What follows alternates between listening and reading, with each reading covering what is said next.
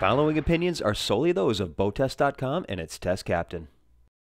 Hi, Captain Steve for BoatTest.com, and today I'm on the 210 series from Yamaha. It includes this SX210 and the AR210, which includes a wakeboard tower. Now, the design team at Yamaha tell me that this was made for versatility and value, so let's take a look and see how they've done. We'll start right in by getting around the water and seeing how she performed. The Yamaha 210 series has a length overall of 21 feet 3 inches, a beam of 8 feet 6 inches, and, with no outdrive, a draft of 1 feet 5 inches. With an empty weight of 3,172 pounds, full fuel, and 2 people on board, we had an estimated test weight of 3,892 pounds. With a pair of TR1 HO engines turning 7,800 RPM, we reached a top speed of 43.8 miles per hour.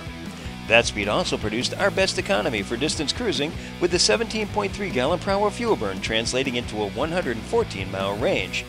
For shorter cruises, we can improve on the fuel burn by bringing the engines back to between 6,000 and 6,500 RPM for a fuel burn of 11.7 and 13.1 gallons per hour respectively, with only a slight penalty in the range. As for her handling, it can be summed up in one word: exciting. She's quick to respond, and that's thanks to the articulating keel that not only provides straight tracking and better turning performance, but also off-throttle steering as well.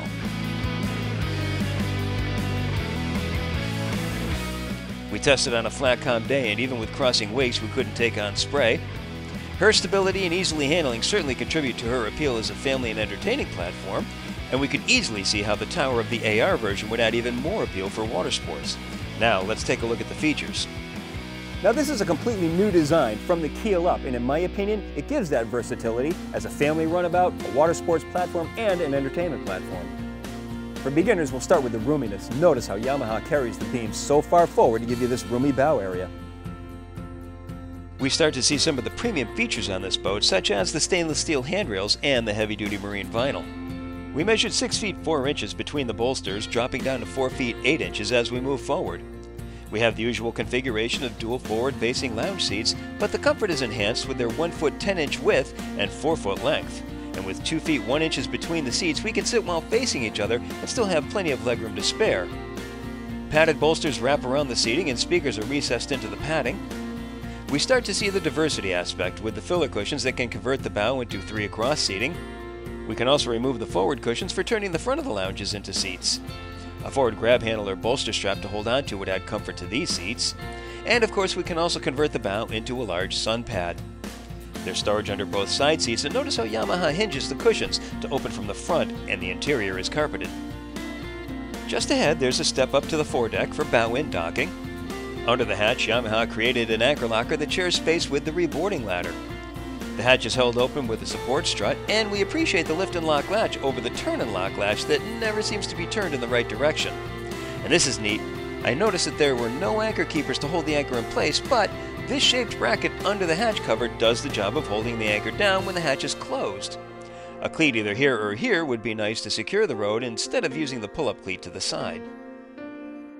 The walkthrough to the cockpit can be closed off with the closable windshield and a lower air dam that folds flush to the helm console when not in use. This also leads to one of the 3 storage compartments in this area, the first being inside the helm console. Secondly, we have the sole storage compartment. This one gets a turn and lock latch and a support strut, and it's gasketed all the way around. Thirdly, we have another storage area inside the port console, and this one includes a 38-quart carry-on cooler. Looking at the helm, we have a good-looking panel with a vinyl brow over the 2 tachometers, and to the right is another indication of Yamaha providing premium products, the 4.3-inch Kinect touchscreen. Not only does it provide information on data such as water depth, fuel, RPM, and speed, but we can also scroll the trip info on max speed, miles per gallon, gallons per hour, average speed, and more. Rocker switches are to the right and lit when activated, and there are circuit breakers alongside each one. The premium wheel is wrapped for comfort and mounted to a tilt base. To the left are the dual ignitions and single blower switch. To the right is an infinity stereo with Bluetooth connectivity. There's a comfortable armrest that makes operating a more relaxed experience. The helm seat is open in the back, wraps around, slides, and swivels 180 degrees, and it's upholstered in the premium marine-grade vinyl. The cockpit features J-shaped seating that wraps around a removable pedestal table. At the stern walkthrough, a non-skid step can be covered with a filler cushion. Open storage is under the port side seat.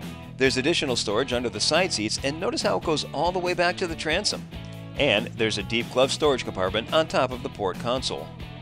Protection is offered from the included bimini top on this SX model and the arch and bimini on the AR version. A lot of what's attractive about the 210 series is the performance, and that revolves around the twin TR1 engines. They're lightweight, fuel efficient, and compact. Inside this well-soundproofed compartment, these high-output 3-cylinder engines are 40% smaller and 20% lighter than their predecessors while still putting out more power. And the installation leaves plenty of room for maintenance and ease of daily engine checks. The battery switch is under the port side cockpit seat. The stern of any Yamaha boat is instantly recognizable and has come to define the brand. It consists of a 2-tiered seating area with padded seatbacks for the upper level. More of the premium vinyl is seen here. Non-skid matting is on both decks, and the cockpit table can be relocated to this position. 2 center-mounted grab handles aid in reboarding from the concealed ladder in the center, a position that would be unsafe in an outdrive-equipped boat. There's also access to the cleanout port of the stern. The upper deck is a hatch leading to these ports that run directly to the impellers. Just reach in, pull the plug with a 1/4 turn, and then we can clean out whatever debris might be in the jet pump. And for added safety, there's an engine cutoff that activates when the hatch is opened. Well, value and versatility seem to come together with the 210 series, and that is my full test and performance evaluation. For bowtest.com, I'm Captain Steve. We'll see you on the water.